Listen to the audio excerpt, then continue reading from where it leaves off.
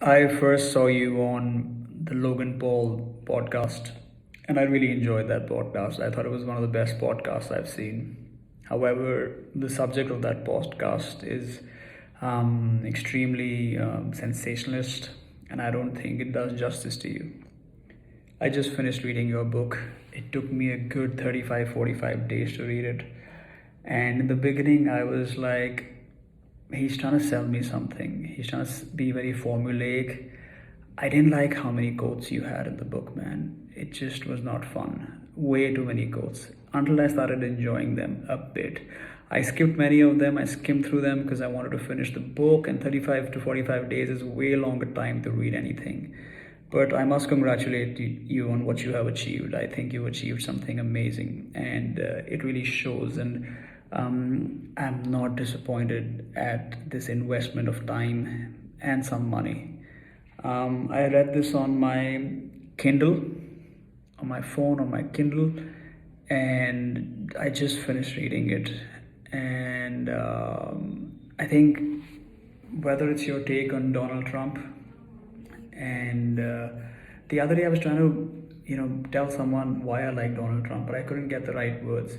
I think you give us a lot of right words for why Donald Trump is to be appreciated. I think there is a lot of explanation of this resolved BS of the world in your book, and I really appreciate that. I also appreciate how you spoke about how the Greeks don't look like Greeks anymore, how Judeo Christianity based countries are the ones to look out for. I think you have craftily integrated in your words the essence of what being Donald Trump is about. And a little bit about me. I own a co-working office here in Noida, India, and um, I've been doing this business for 2 years now. When I was in the USA, I was a bit troubled by the general situation there. I'm a family man, mind you. I am 35 and I have a 1 year old kid, a boy. His name is Kevin, Kavin. And, anyways, I appreciated about 10, 20 things that you wrote about in the book. And I was gonna write a nice long review for it. I'm gonna do that anyway for people here in Amazon, India. I might send you that review. I'm a big fan of, fan is a wrong word. I'm a reader of many books. Yours was maybe the 23rd book I read this year.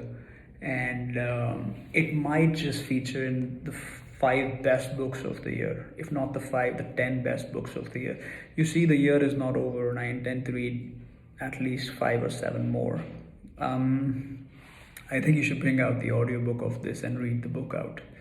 And it's remarkable that you achieved this at such a young age.